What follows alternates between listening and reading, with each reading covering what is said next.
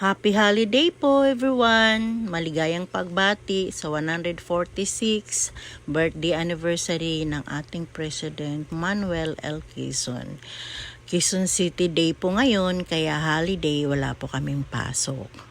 Pero ito ang masasabi ko, kahapon, linggo, ako po ay nagpunta sa mall dahil mayroon akong kailangan gawin. Pero advice ko po sa inyo, kung wala rin lang naman kayong kukunin, pupuntahan at bibilhin na kailangan sa mall, sa panahong ito na pasukan, wag na po muna tayong makisabay.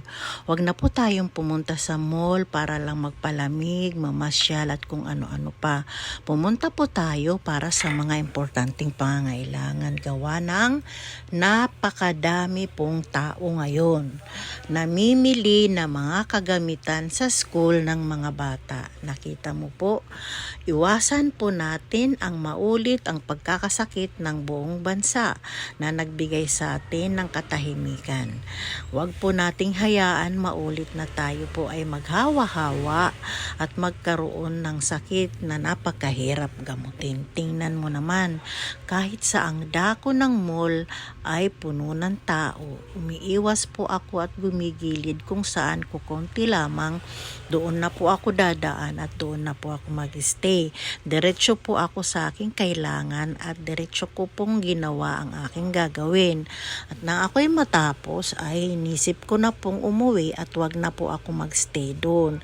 Para para makasalamuha itong napakadaming tao dito. Sa gilid lamang ang bakante kasi ang mall din ay may kanya-kanyang mga paandar. Napakaraming paandar kagaya ng mga sale para puntahan nga naman sila ng mga tao.